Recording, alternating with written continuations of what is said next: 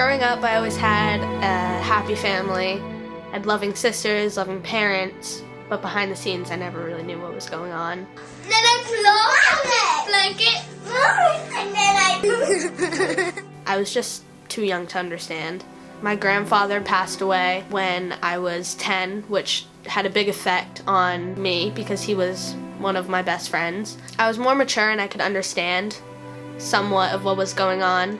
For a while, it seemed like I was always surrounded by grief. I never really had anything to lean on in a way to take my mind off of things. Bailey is pretty easy to describe, actually. She's very energetic, she's outgoing, she's really kind-hearted too. You know, she'd do anything for anyone. It's really hard to notice how much is going on outside with your family when you're trying to figure out what's going on with yourself. I didn't like myself. I didn't like myself in my own body.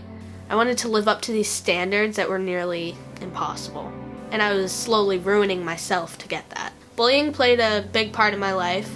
It really started in my middle school years. People always say it's so easy to overcome and it's so this and that, but you don't understand unless you go through it yourself. It does affect you so much that it can make you want to physically disappear. I learned it the hard way. It was really sad to watch her go through it because she is such a good kid and she doesn't have it in her to hurt anyone, not purposely like that. And it got to the point where she ended up having mental issues over it, and she ended up having to come out of the public school because she had such anxiety issues, and it was very sad. I started homeschooling because I mentally wasn't okay to be around all this negativity. Homeschooling did subside the pain that I was getting from the harassment for a little while. You can't always run away from your problems, but that's exactly what I tried to do. I don't know what seems to be the reason, but for some reason Bailey seemed to draw in the bullies she was a target for them. I wanted the pain to stop. I wanted everything that was going wrong to go right, and the only way I felt that everything was to go right was if everything were to just stop.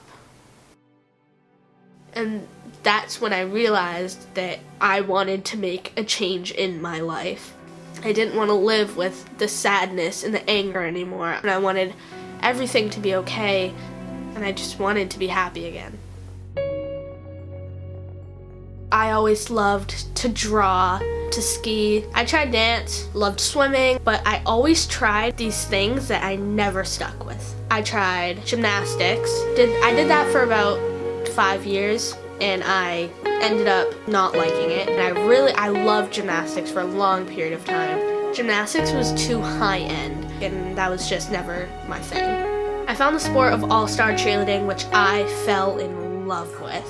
I finally felt like I found what I was meant to do. I found my escape. I don't have to worry about anything when I'm there except for what I'm putting on the floor. And cheer really seemed to bring her out, you know.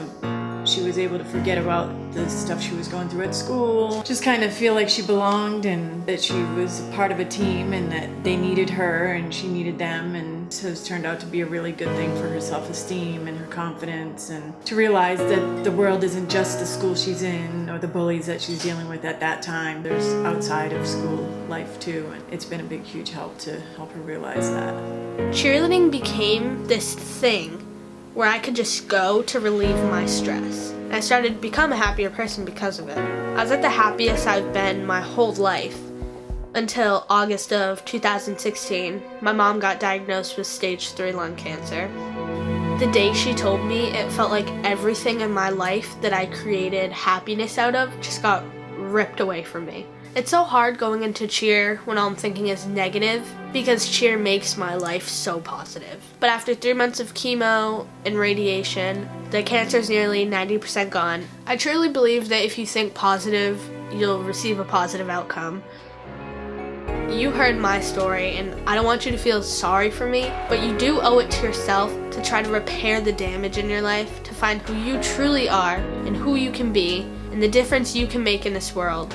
Everyone deserves a chance, and it all starts with yourself.